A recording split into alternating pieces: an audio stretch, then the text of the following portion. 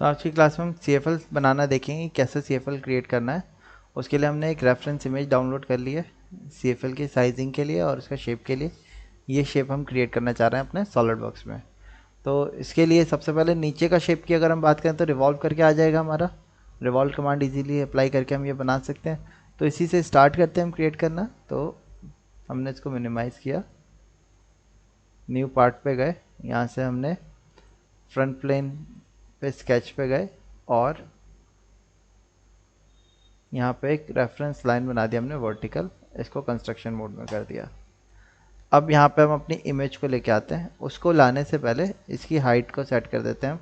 ये हमें पता है साइज़ वैल्यू हमने अभी गूगल पे देखी थी, ये दिखा रहा था टोटल लेंथ जो है CFL की वो कितनी है, 6.5 इंचेस की है। तो मैंने इस वैल्यू को 6.5 इंचेस सेट कर दिया। अब हम तो mm में काम कर रहे हैं, या तो आप एक काम कर सकते हो कि कैलकुलेटर में यूनिट्स को कन्वर्ट कर लो। तो मैंने अपना कैलकुलेटर खोला, 6.5 इंटू 25 किया, 162.5। हम हाइट 160 राउंड ऑफ ले लेते हैं, तो मैंने इसको डबल क्लिक किया, 160 की हाइट दे दी हमने। ठीक है, अब इमेज को यहाँ पे लेके आते हैं रेफरेंस के लिए। तो टूल्स पे गए, टूल्स पे जाने के बाद यहाँ पे स्केच टूल ऑप्शन मिलता है हमें। स्केच टूल के अंदर स्केच पिक्चर पे गए हम और पिक्चर यहाँ से हमने अपनी इंपोर्ट कर ली। अब जैसे ही पिक्चर हम लेके आ रहे हैं तो आप देख सकते हो पिक्चर का साइज़ जो हो रहा है वो ज़्यादा बड़ा हो रहा है। तो पिक्चर की हाइट वैल्यू को हमने यहाँ से सेट कर दिया 160 पे। ठीक है, आप देखोगे तो सेट हो गया। अब लेकिन सेंटर पे नहीं आ रहा। सेंटर के लिए हम क्या करेंगे, यहाँ से हमने वाई एक्सेस वाली वैल्यू, एक्स एक्सेस वाली वैल्यू जो है इसको कॉपी किया, यहाँ पे नेगेटिव पे गए, पेस्ट किया, डिवाइड बाई 2 कर दिया, ओके कर दिया।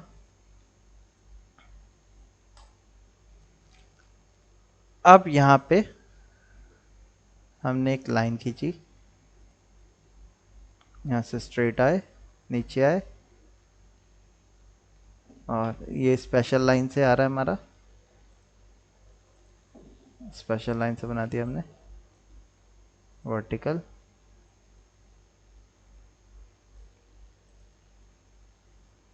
लाइन पे गए,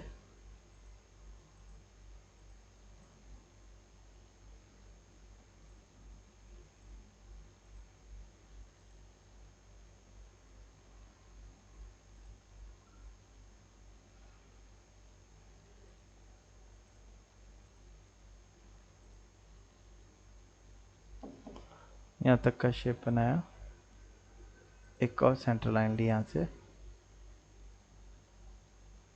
आर कमांड पे गए, 3 पॉइंट आर्क से बनाया, इन दोनों को टेंजेंट कर दिया और इसके साइज को यहाँ से सेटअप किया।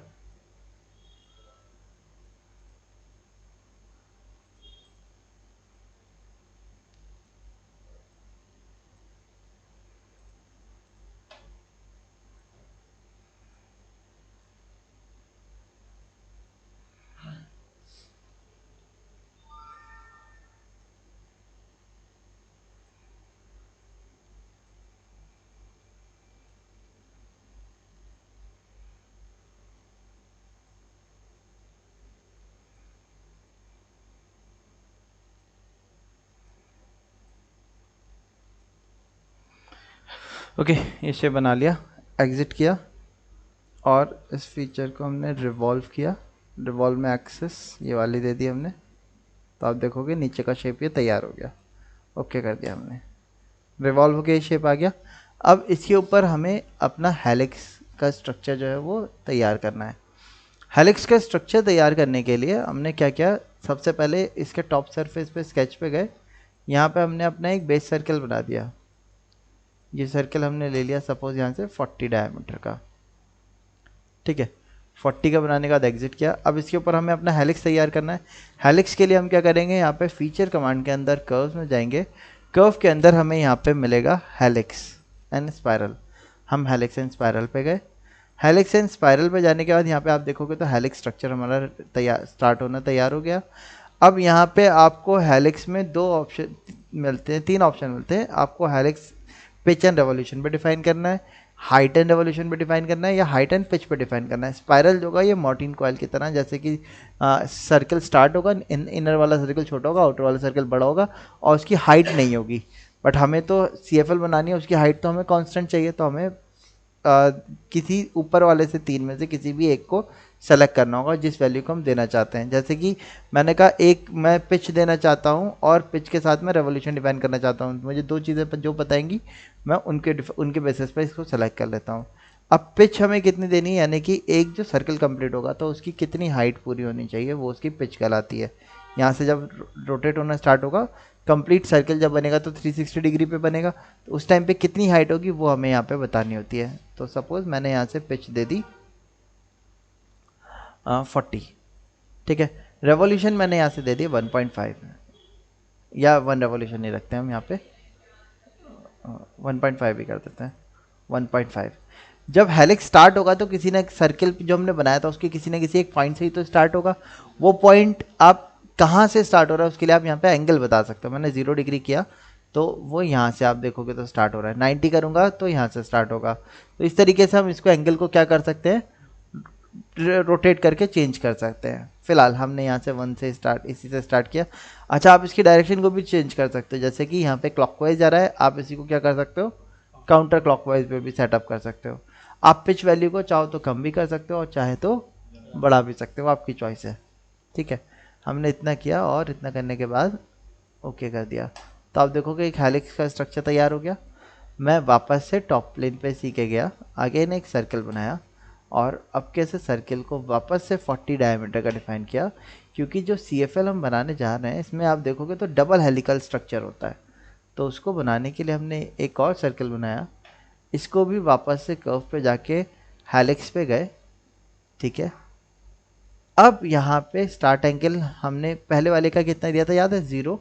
दूसरा जो हेलिक्स होगा आप देखोगे तो एक यहाँ से स्टार्ट हो रहा है, एक इसका अपोजिट से स्टार्ट होगा, तो एंगल जो होगा वो हमने कितना दे दिया यहाँ से 180 का। तो आप देखो ये कहाँ से स्टार्ट हो रहा है, दूसरी साइड से स्टार्ट होने लगा। कितने राउंड चलेगा वो रेवोल्यूशन हमने यहाँ से बताया और इतना बताने के बाद हमने ओके कर दिया। तो आप देखो ये स्ट्रक्चर इस तरीके से आ गया।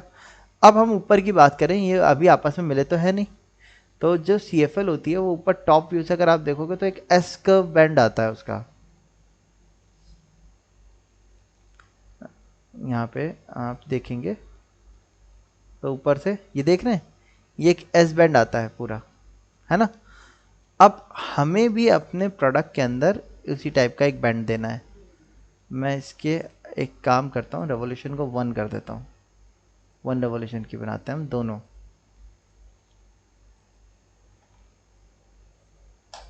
ठीक है। अब वो एस बैंड देना है, तो एस बैंड देने के लिए मुझे स्पेशल लाइन से कर्व बनाना होगा। वो कर्व बनाने के लिए हमारे पास एक प्लेन होना चाहिए सबसे पहली चीज़। तो हमने क्या किया, ये टॉप प्लेन जो था इसको हमने ऑफसेट किया ऊपर इस पॉइंट पे और ओके कर दिया, हो गया। इस प्लेन पे स्केच पे गए, स्पेशल लाइन ली। स्पेशल लाइन कहाँ से स्टार्ट करनी है आप देखो, इसके पॉइंट से स्टार्ट किया हमने, पॉइंट नहीं दिख रहा अभी हमें, तो हमने क्या किया, रेफरेंस के लिए एक centre line mid point line ले ली, यहाँ से लाइन ली, इस पॉइंट को इसके ऊपर पियर्स कर दिया हमने, कंट्रोल 8 किया। अब कर्व बनाने के लिए किसका यूज़ किया हमने, स्पेशल लाइन का। फर्स्ट पॉइंट यहाँ दिया, सेकंड यहाँ दिया, या स्पेशल लाइन पे गए, हमें बेंड चाहिए, फर्स्ट पॉइंट यहाँ दिया, सेकंड यहाँ दिया और थर्ड यहाँ दिया। इस तरीके से स्पेशल लाइन बनाई। अब इसको बेंड करके हमने राइट की तरफ बेंड किया, ये लेफ़्ट की तरफ ऑटोमेटिकली बेंड हो गया होगा। यहाँ से हमने इसकी ओरिएंटेशन को भी चेंज कर दिया,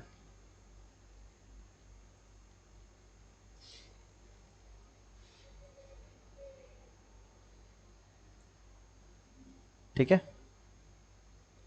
एस बैंड आ गया हमारा ये। अब ये अभी इस कर्व के कर्वेचर पे तो नहीं आ रहा होगा, तो कर्व के कर्वेचर पे लाने के लिए हमने क्या किया, हमने अलग से एक सर्कल बनाया, इसके सेंटर पे रखा। सर्कल को रेफरेंस मोड में करने के लिए सेलेक्ट करके फॉर कंस्ट्रक्शन आप ऑन कर दो, वो चला जाएगा कंस्ट्रक्शन मोड में। अब मैंने एक सेंट्रल लाइन से इस सर्कल को 4 एलिमेंट में कट कर लिया और कट करने के बाद मैंने स्पेशल लाइन जो आ रही है इसके आगे वाले एलिमेंट को ट्रिम कर दिया। यहाँ तक का क्लियर है? अच्छा, अब इतना करने के बाद आपने क्या करना है, ये जो सर्कल हमने बनाया इसका रीज़न क्या था, आपने स्पेशल लाइन को सेलेक्ट करना है और स्पेशल लाइन को सेलेक्ट करने के बाद पीछे जो आपका ये आर्क आ रहा है इसके साथ आप टेंजेंसी पे लगा दो। सेम यहाँ पे करेंगे, टेंजेंट कर दिया हमने, कंट्रोल 8 किया, आप देखो ये आ गया हमारा। इतना करने के बाद आपने एग्जिट किया, प्लेन को आप हाइड कर दो अभी के लिए, तो अब देखो ये शेप आ गया हमारा, है ना। इतना करने के बाद आपने क्या करना है, ये हमने टॉप व्यू से स्केच तो बना दिया, अब हम क्या कर रहे हैं यहाँ पे इसके वर्टिकल प्लेन पे चल रहे हैं। वर्टिकल प्लेन कौन सा हुआ आपका, राइट प्लेन। राइट प्लेन पे स्केच पे गए, स्केच पे जाने के बाद मैंने यहाँ से एक सेंटर लाइन ली और यहाँ से एक सेंटर लाइन बना दी, ठीक है, क्योंकि ये ऐसे तो शेप बेंड होके आएगा नहीं, इसको कर्वेचर को फॉलो करना है, तो मैंने एक स्पेशल लाइन से ये शेप बना दिया। अब अगेन दोबारा से एक स्पेशल लाइन ली और first point, second point, 3 point से इन तीनों को कनेक्ट कर दिया। इस पॉइंट को इस कर्व के साथ पियर्स कर दिए, ये वाले पॉइंट को दूसरे कर्व के साथ पियर्स कर दिए। इसकी ओरिएंटेशन को आपने सेलेक्ट करके, सॉरी, थोड़ा सा ऊपर कर दिया और इसको भी ये चेंज कर दिया।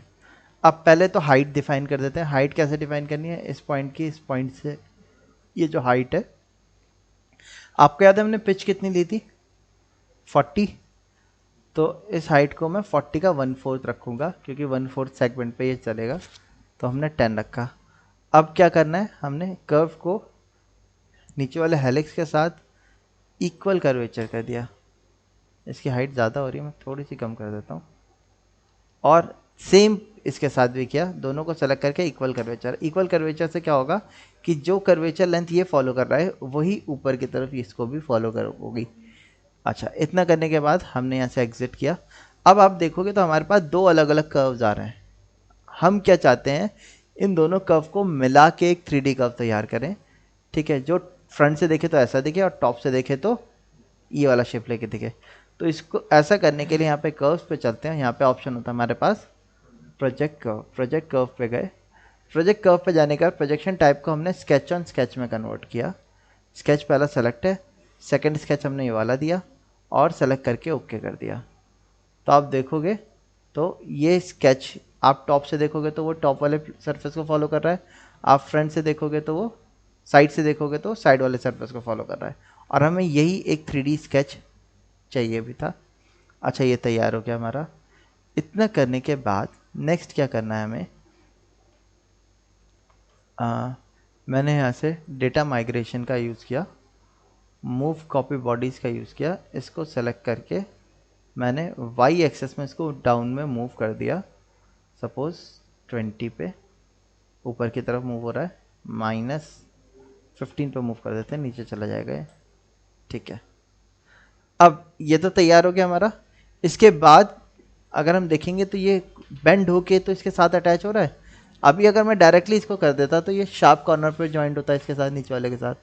तो हमें क्या करना होगा, नीचे भी एक 3D कर्व तैयार करना होगा। इसके लिए 3D कर्व के लिए हमने क्या किया, इसके टॉप प्लेन को वापस से ऑफसेट किया, इसके नीचे वाले पॉइंट पे रखा, ओके कर दिया।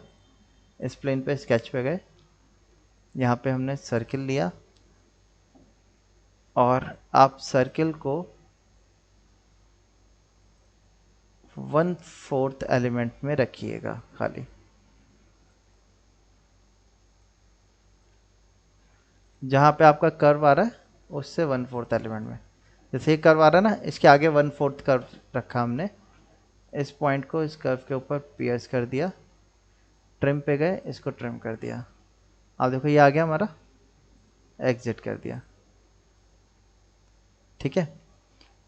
इतना करने के बाद यहाँ से तो ऐसे घूम के जाना चाहिए, लेकिन वर्टिकल जब देखेंगे तो उसको क्या होना चाहिए, बेंड होके नीचे इससे मिलना चाहिए। तो इसके लिए हमने क्या किया, राइट प्लेन पे वापस से स्केच पे गए।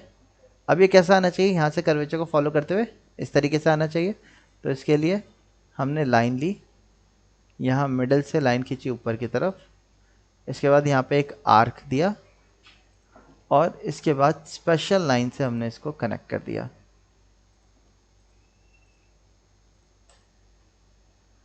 ठीक है, इन दोनों को आपस में टेंजेंट कर दिया हमने।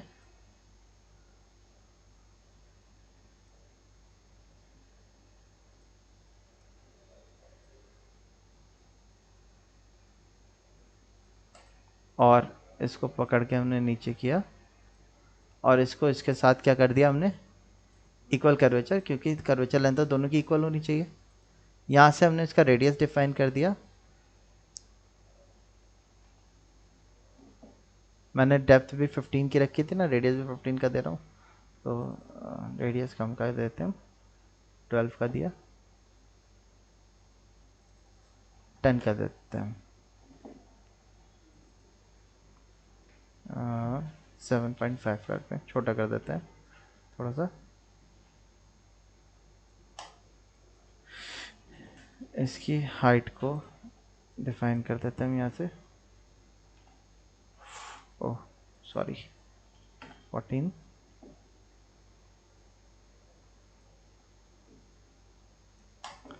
इसकी कर्वेचर लेंथ को भी यहाँ से डिफाइन कर देते हैं हम 6, ठीक है। और चाहे तो 14 को थोड़ा सा रिड्यूस कर देते हैं 13 पे। अब देखो ये कर्व तैयार कर दिया हमने अपना, एक कर्व ये वाला तैयार किया, एक कर्व ये तैयार किया, यहाँ से एग्जिट किया हमने। और अब इन दोनों कर्व को भी वापस से क्या किया हमने, इसी तरीके से स्प्रिंग का जो ऊपर का हुक है वो भी सेम प्रोसेस से ही आएगा। प्रोजेक्शन कर्व पे गए, ये वाले स्केच को इस वाले स्केच के ऊपर प्रोजेक्ट कर दिया और ओके कर दिया।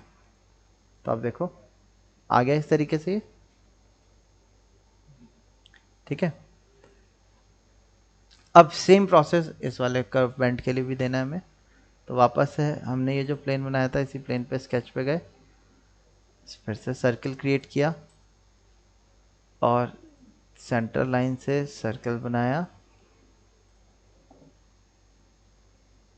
ट्रिम पे गए, इसको ट्रिम कर दिया, इसको इस सरफेस के ऊपर पियर्स कर दिया, हो गया।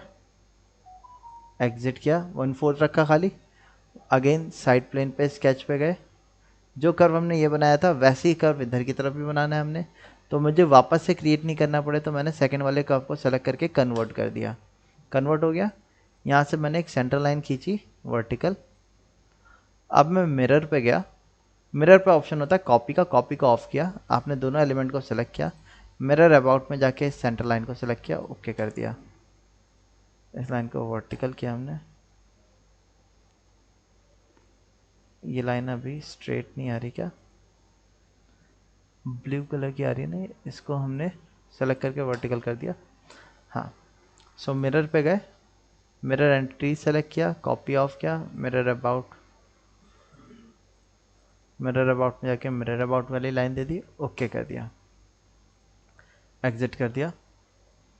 अब इन दोनों को भी आपस में क्या किया हमने, प्रोजेक्ट, हो गया तैयार, है ना।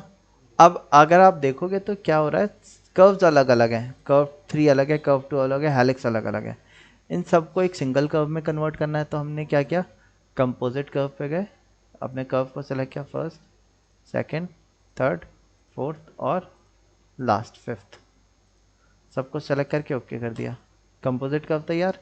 अब यहाँ से स्वीप पे गए हम, स्वीप पे जाने के बाद सर्कुलर प्रोफाइल 10 डायमीटर ले लिया हमने, हमने सर्कल को सेलेक्ट किया।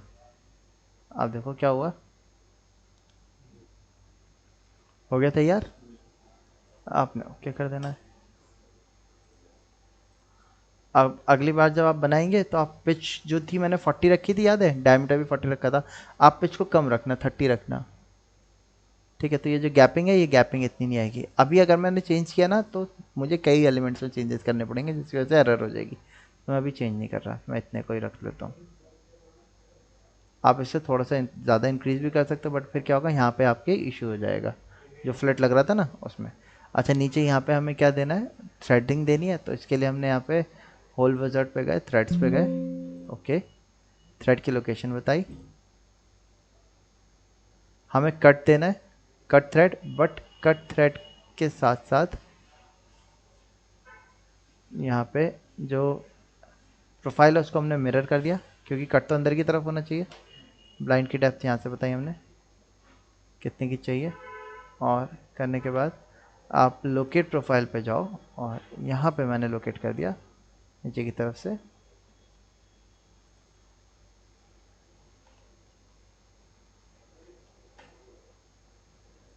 ओके कर दिया, तो आप देखिए तैयार हो गया हमारा। सो इस तरीके से हम अपना CFL क्रिएट कर सकते हैं सॉलिडवर्क्स के अंदर। आया समझ में?